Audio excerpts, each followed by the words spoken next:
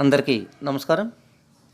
ఇటీవల కురుస్తున్న భారీ వర్షాలకు ఆంధ్రప్రదేశ్, తెలంగాణ రెండు రాష్ట్రాలు కూడా తడిసి ముద్దయ్యాయి.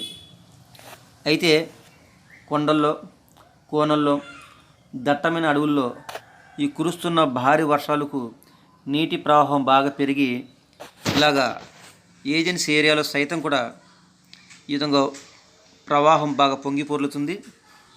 ఇదే తరుణంలో విజయవాడలో కూడా సింగనగర్, మిల్క్ ప్రాజెక్టు మరికొన్ని ప్రాంతాలు కూడా బాగా బాగా నీటి ప్రవాహం పెరిగి అక్కడ ప్రజలకి బాగా ఇబ్బంది కలిగింది.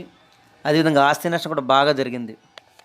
కానీ ఇలాగ ఏజెన్సీ ఏరియాలో కురుస్తున్న ఈ భారీ నీటి ప్రవాహానికి ఎవరైనా అడ్డెళ్తే మాత్రం ఖచ్చితంగా కొట్టుకొని వెళ్ళిపోవడం మాత్రం ఖాయం. అయితే కొంతమంది యువకులు అయితే గురించి చెప్పట్లేదు, కానీ మరి ముఖ్యంగా ఫ్యామిలీ మెంబర్స్ ఎవరైతే ఉన్నారో వాళ్ళు ఖచ్చితంగా కొన్ని నియమాలు పాటించాలి. అదేంటంటే ఈ సైడ్ ఉన్న ఒడ్డుకి ఆ సైడ్ మాత్రం వెళ్ళడానికి మాత్రం ఎవరు ట్రై చేయవద్దు. ఎందుకంటే ఇలా ట్రై చేయడం వల్ల ఖచ్చితంగా పిల్లలకు బంగారు భవిష్యత్తు అనేది లాస్ అవుద్దని చెప్పగలుగుతున్నాను. దయచేసి ఇలాంటి నీటి ప్రవాహం మాత్రం ఎవరు కూడా అడ్డెళ్ళొద్దని చిన్న మనవి.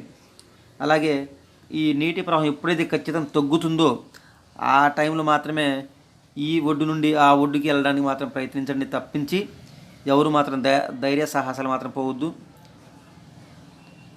Thank you.